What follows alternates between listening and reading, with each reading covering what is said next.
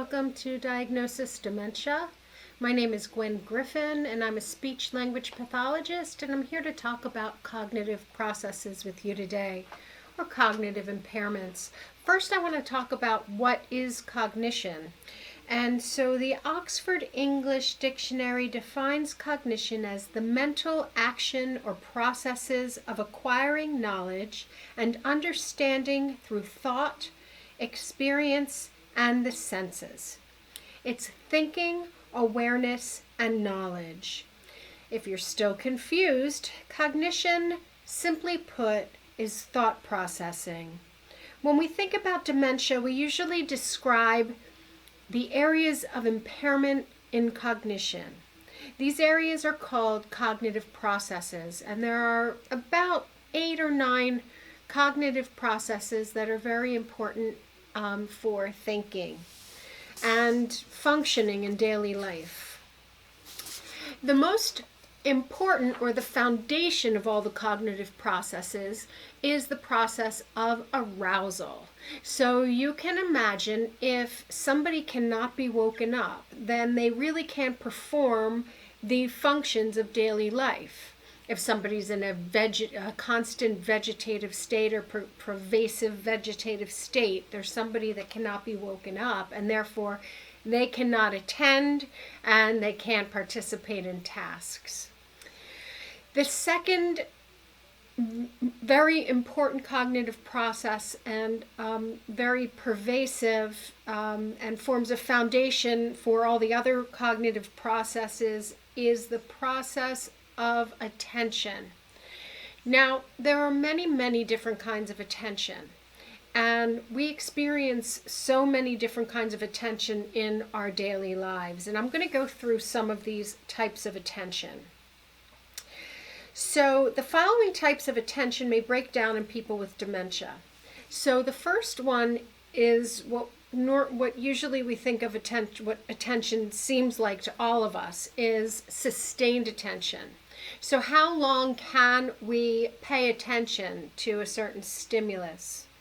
And sustained attention can be very impaired with people with dementia. They can only attend to things for a very short time, or some people can only attend to things for a very short time.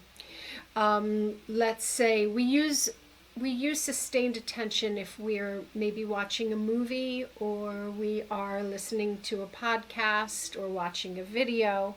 We use sustained attention when we are trying to pay attention to a story, things like that. And a lot of times sustained attention does break down. The next type of attention I want to talk about is divided attention.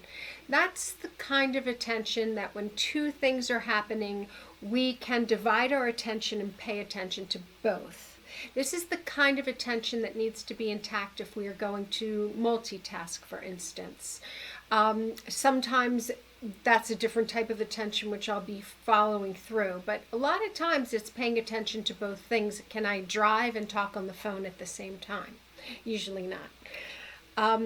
So that's divided attention.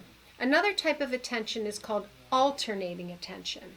And alternating attention has to do with paying attention to 2 or more stimuli, alternating between each of them. So if you are, for instance, listening to music and you're reading a book, can you pay attention to the music and then switch to the book? Or can you pay attention to the television and switch to the book? So you're alternating between 2 or more types of attention. And that's often impaired with people with dementia. Then, of course, there's selective attention. And this, I think, is the most difficult type of attention for people with dementia to maintain, because selective attention has to do with noise and distractibility. So we often find people with cognitive deficits very problematic when they are trying to, let's say, eat when there's music playing. And I'm like that too. I can't do anything really when there's music playing. I can't read a book when there's music playing because I'm always listening to the music. So selective attention is to be able to drown out whatever whatever else is happening for the sake of attending to one particular source of stimuli. And that's really hard for people with dementia. I often think that people think they have a memory problem when they're actually having an attention problem. And I'll talk a little bit more about that in memory. But if you can't pay attention to what somebody is saying, you can't possibly expect yourself to be able to retain it and recall it later. Because you can't attend to it, you haven't been able to store the information. So if you, for instance, are in a room with competing attention, it's very, very difficult for you to attend to the one particular source of stimuli or the one source of talking or something that might be in the room, but you have to drown out in your mind what might be happening that's competing with that, and you can't attend to it, then you can't be expected to remember it either. So they're very closely linked.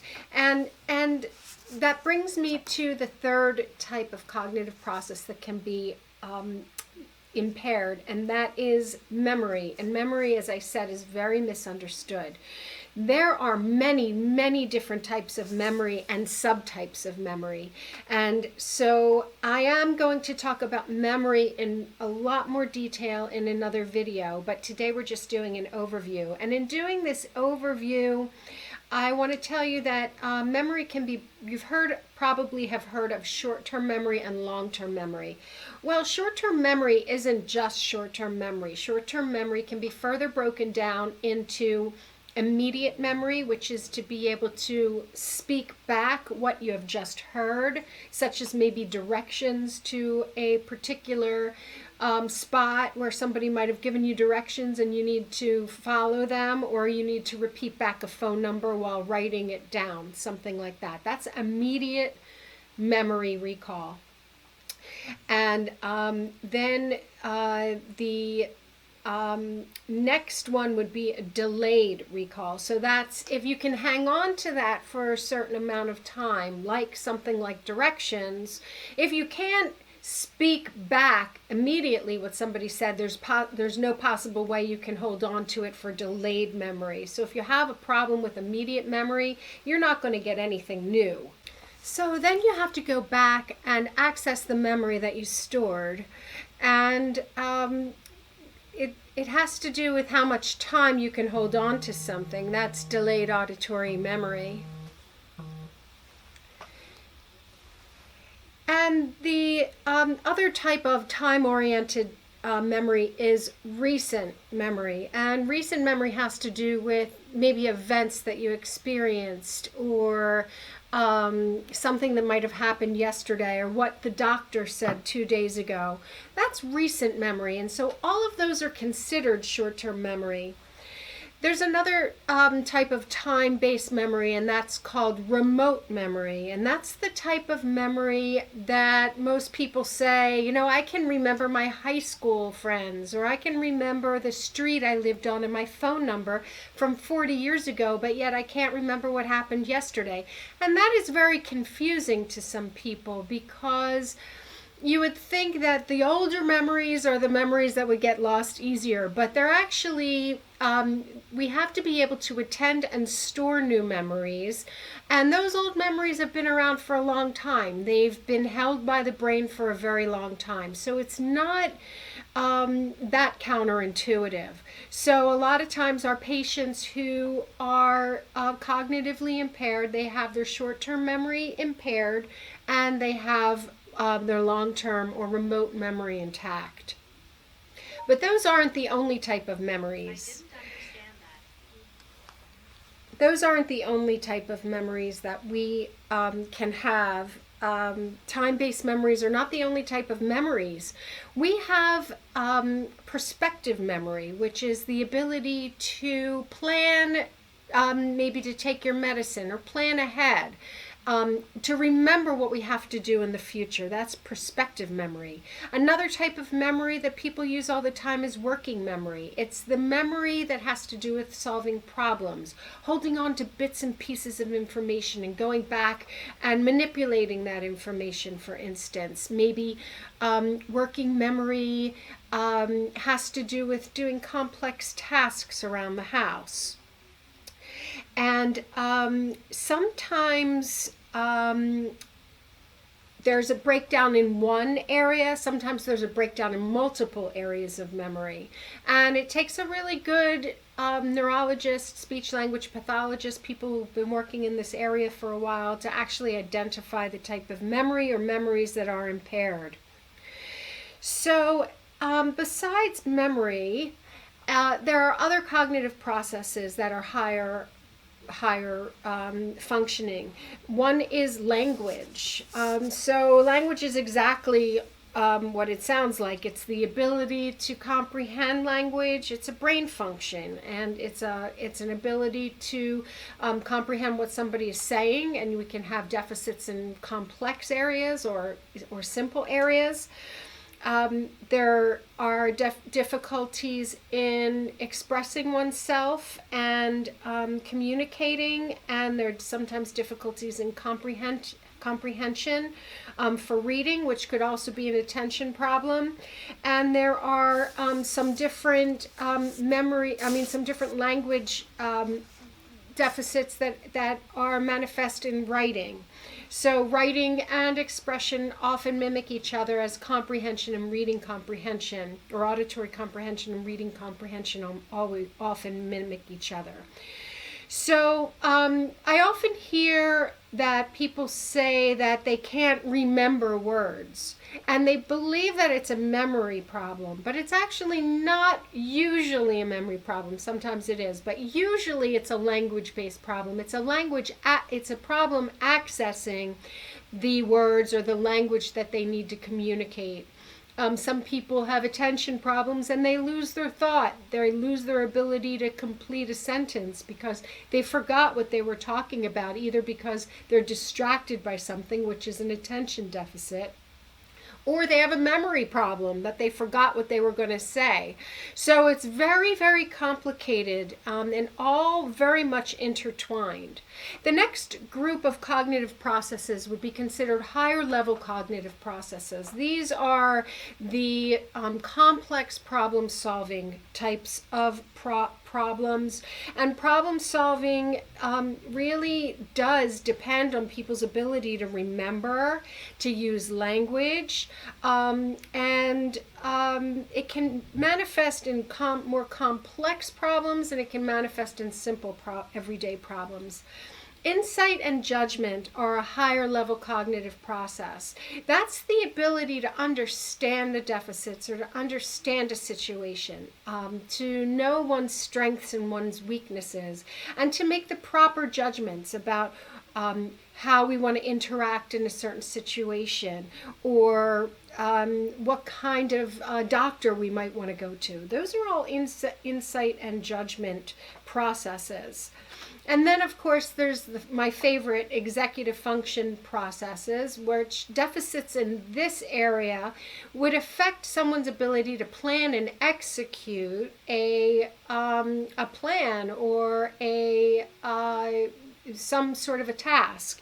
So it can be as simple as, how am I going to put this toothpaste on this toothbrush, or it can be as complex as planning a party and the meals that you want to serve at the party and the recipes that are going to be involved.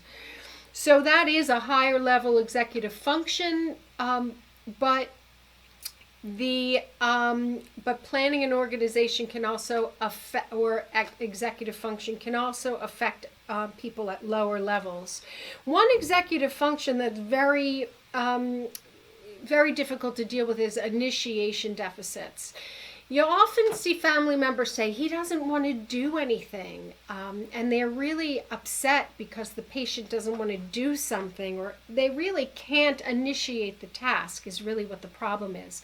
So all these little details need to be ferreted out through a very good neurologist or a good speech pathologist, or both.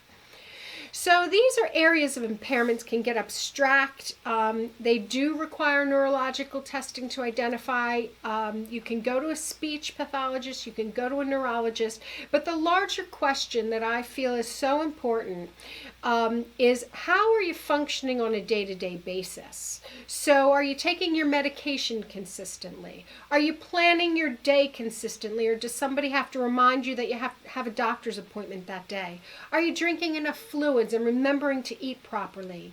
Do you know how to call for help? Dial 911. Are you requiring help to get dressed? Are you skipping showers, not caring for yourself? Are you leaving the house inappropriately or inappropriately dressed, getting lost, making financial mistakes? These areas of daily functioning can and do become very difficult to manage for the cognitively impaired patient. And if these deficits aren't enough to deal with, there are psychological complications as well. Depression can set in, personality changes can set in, or maybe one part of somebody's personality really stands out when they had an ability to inhibit that negative personality trait in their past. Emotions can go up and down, bowel and bladder issues, swallowing and feeding disorders, and depression. So all these other problems can go wrong, including the cognitive deficits, and they can be hard to distinguish what is the main problem or what is the most significant problem. But I like to approach things from a functional perspective, from not a problem perspective so much, but from a functional, are you doing the things you need to get done during the day to remain independent in your home? And if you can, then sometimes the cognitive deficits are not so much of a big problem. Sometimes the idea of a memory problem is worse than the actual manifestation of the problem in your life.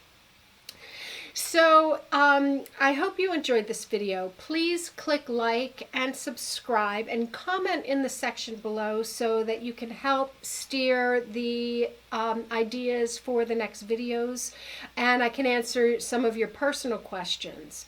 In the next video, I'm going to talk about some treatment options, especially my program What's Next, which is a way to utilize routine to tap into motor planning and motor memory to bypass some of those declarative, language-based, memory-based deficits so that functional tasks and independence can be maximized in the home.